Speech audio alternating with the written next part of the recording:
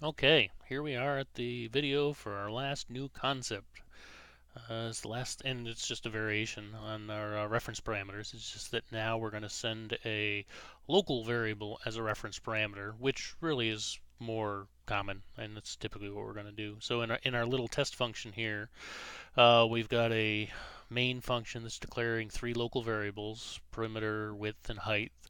We're going to enter in width and height, and then we're going to call a function that's going to pass a perimeter, a width, and a height into it. And the first parameter, the p, the perimeter, is going to be passed by reference.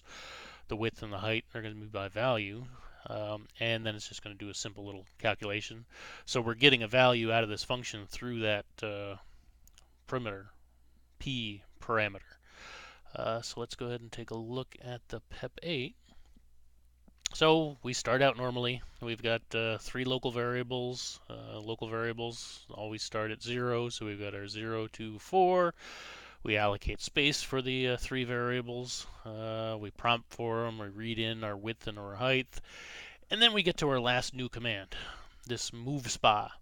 So move spa, or it's actually move stack pointer accumulator.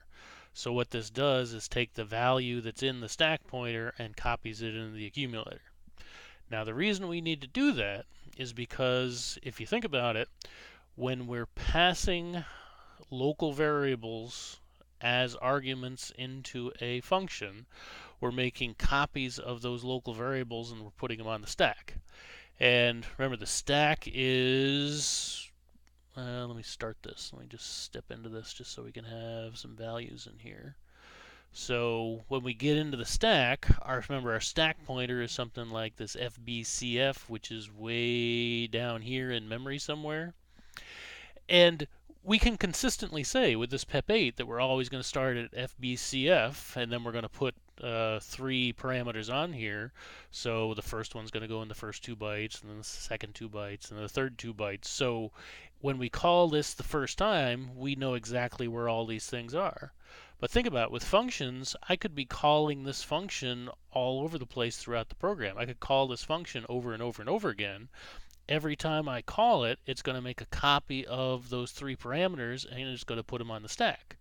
So every time I call it, the location of the variables is going to be in different places. Now, it doesn't matter at all if I'm passing by value because I'm making a copy of the variable.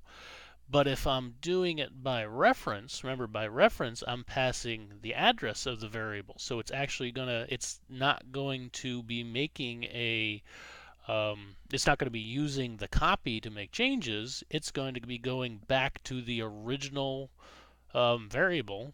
Oh, let me go back over to the other. It's going to be going back to the original variable, not the copy that we put on the stack. So it needs to know the address of the original variable.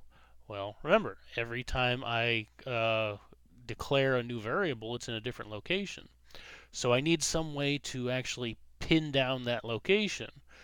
That's what the move spot does. So let me go back and step through this again, or continue stepping through it. So I'm going to step through it. I'm going to do my prompt here for my width, whatever, 10, and height is going to be 5, and then I'm going to do the move spa. So the move spa is going to take the stack pointer, in this case, because I've allocated those 6 variables. It's moved over here now, so it's over this far. And I'm going to copy that stack pointer into the accumulator. So I do the step, and there my stack pointer now has, or my FBC9 got copied into the accumulator. So now, when I copy my variables onto the stack, remember the very first one I'm passing is, let me go back up here and look. Remember, the first parameter we're passing is the p. That's the one that's by reference. So I'm going to load the perimeter, or well, I'm adding the perimeter immediate. So this is like we did before when we had the global variables. I'm looking at my immediate perimeter, which is a 4, and I'm adding that to the accumulator that already has the FBC9 in it. So if that's my stack right there and I add 4 to it, there's 0, there's 1, there's 2, there's 3, and there's, did I add that right? 0, 1, 2, 3, 4. Yeah. There's the address that I'm going to be actually end up with, and that's what I'm actually going to load on the stack. So let me go ahead and do the add here. Add. So now I added in my 4 to the stack, and now I'm going to store at -2 on the stack. So that means that value is going to be stored at -2, so that's to the left of the stack pointer like we've been doing. So there's my FBCD being stored to the left. And then the other two, I'm going to load my width in there. I'm going to store that at -4. Again, the next one up. And then I'm going to store my height at -6. The next one up. So there's my 3 parameters in place on the stack. And let me go ahead and allocate the stack so we can see what's there. So there's my stack. The P went on not as a value because I did the I did the move SP, which got the location in memory, and then I added the immediate, the equate offset, which was 4 in this case. So that got me the actual address of P, and that's what we put on the stack.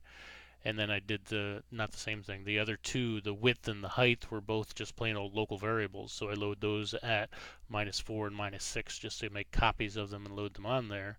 So now when I call into the function, boom, return address gets popped on there. My H, height, width, and perimeter I have my equates.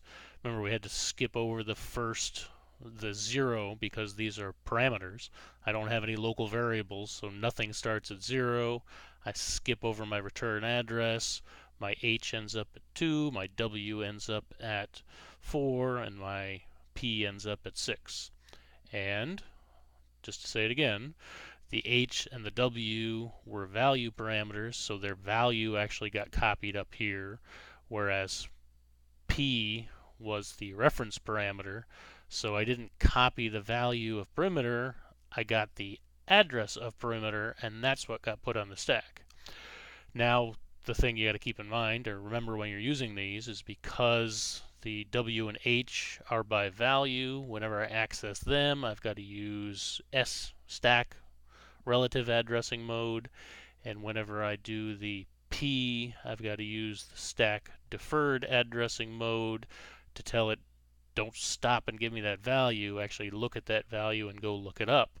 So here I'm going to store that value in P, and so there's my variable P, or sorry, my parameter P, and there's my original local variable P. When I actually store the result, it gets stored back here at 30. So I don't mess up my address, or I don't touch my address. It goes back to the original variable stored on the stack, which again, that's what we want. That's what a local variable is. So now I can do my return. That gets rid of my return address. I do my add sp6 to get rid of all my parameters. And now that I'm back here in memory, back here in my main function, I output my message, and when I use perimeter, I'm back to just using S because I'm back to my original local variable.